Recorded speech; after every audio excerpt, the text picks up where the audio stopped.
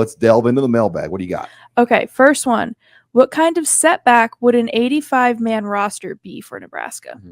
I think pretty significant. In this case right now, that would be 60 players removed from the roster. And it's a big number. I mean, that's just it's unfathomable. And that's why I don't think they're going to do this like to that level, because you would just be 60 players out of your locker room. You'd say, all right, Pack, you're out of here. And then you would disrupt their lives, their futures, their education. So I hope they don't do it. I don't see them doing something that drastic. It wouldn't surprise me, though, if they put like a 120 cap on things. And I think the thought is the conferences could make these decisions where each league can decide their number. In the Big Ten, real quick, Rob, in the Big Ten, Nebraska wouldn't be the only one profoundly affected. There's rosters. Wisconsin, Iowa. Yeah, there's rosters that are over 130, over 120. So go ahead. Yeah, I mean, I'm just going to continue with that in that Nebraska would be probably one of the more affected programs out there, but they'd be far from the only one. But with this, the walk-on tradition here, like I get that they're trying to level the playing field a little bit with the kind of the have-nots of the world, but like the consequence of that and the opportunities you're taking away from kids at a program like Nebraska, where, the walk-on program is what it is, and it's above pretty much anyone else, like to cut that or significantly reduce it, I think would be a really detrimental thing. I got a very fundamental question that I'd like you to address, either of you, both of you. Could you have a spring game with 85 players? Probably not. No. They can barely do it now with 130. So you would not have a spring game. There's thought about spring football just think about that, just that for Nebraska. Spring football is turning into like OTAs and like an NFL style. Yeah, a lot of schools aren't even doing spring games anymore. Do you see that at Nebraska, though? How that's a tradition. It's a huge deal. That would just go by the wayside. That's not small. I would personally regard that with some sadness. The $22 million thing, though, that's going to hit. If you can't afford to pay the max with the SEC and the Big Ten, like if you're in the Big 12 and the ACC, you're scrambling right now to get $22 million lined up. And I just saw TCU has made an announcement that they will be fully funded. And I think that's going to be the separator. The teams that can do the full 22 for NIL money, those are going to be the haves. And if you can't do that, you're going to be at a significant arms race disadvantage as far as NIL and roster building. Yeah. That's something that Nebraska doesn't have to worry about. No, but like Northwestern and Vanderbilt will be able to do that. And like Kansas State will be able to, but they'll have to work a lot harder to get there, and so there's a huge advantage to being in these leagues because of that 22 million that everybody else, and that extra money will allow you to have bigger rosters and have extra players. Because you do the math. I mean, if you did $100,000 times 85, that's only 8.5 million. So think how many more players you could have on your roster. Absolutely. Next question. Okay, next one. What is the biggest difference in recruiting between Matt Rule, Mike Riley, and Scott Frost?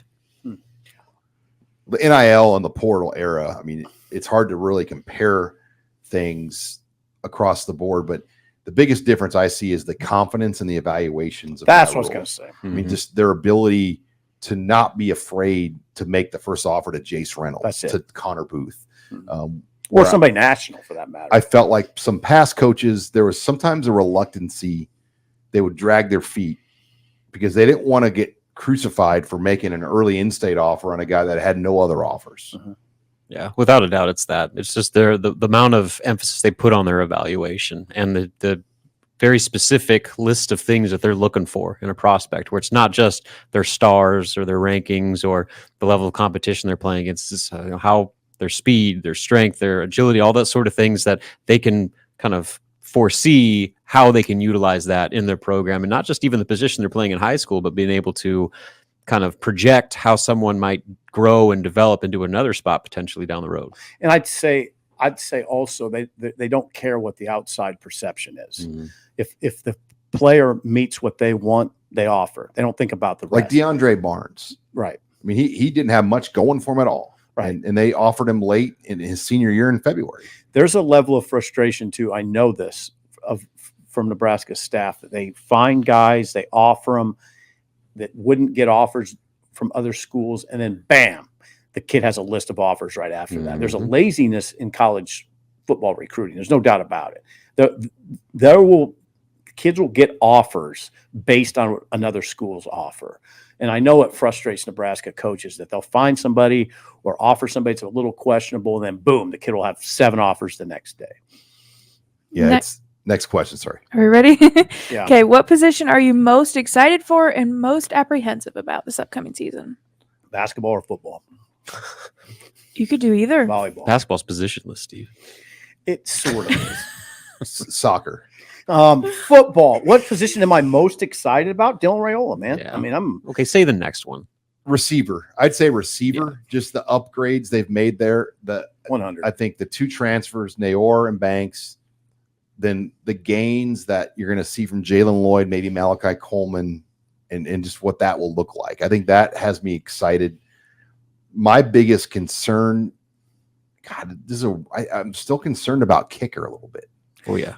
nothing wrong with that. Because how specialist. Long close, snapper Yeah. kicker. how close these games are. Yeah, 100. And I mean, Nebraska needs every point they can get, Mhm. and they have to have consistency at that position. No doubt. Go ahead, Rob. Tight end's intriguing just with the amount of potential they have in that room. But D-line, I want to see what that unit looks like. Getting Nash and Tayo back is such a huge deal, but Jamari Butler is emerging as maybe one of the best defensive players on the team. And then you add in Cam Lenhart another year, Riley Van Poppel's evolution, James Williams. James Williams' evolution. And then, he's technically a linebacker, but Princewell coming off the edge, so finally being able to be healthy. Like, they have a lot of firepower on that defensive front that I'm very intrigued to see what that picture looks like in year 2 under Tony White. Yeah, I'll just narrow that a little bit and say pass rush. I mean, I'm really interested in that edge, what it looks like coming off the edge with James Williams or Terrence Knight in Belton, Texas. Couldn't say enough good things about a guy that can fire off the edge. Jamari is more of an inside rusher, actually, Jamari Butler, but they told him in the spring, no inside rush. You got to go outside to work on his outside rush. I'd like to see what that looks like. Sean, yeah, just the kicking game in general. Buschini, new snapper, Albano.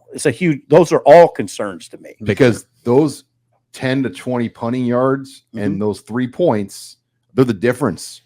How many games has Nebraska lost because of those things over We've the just years? watched it play out.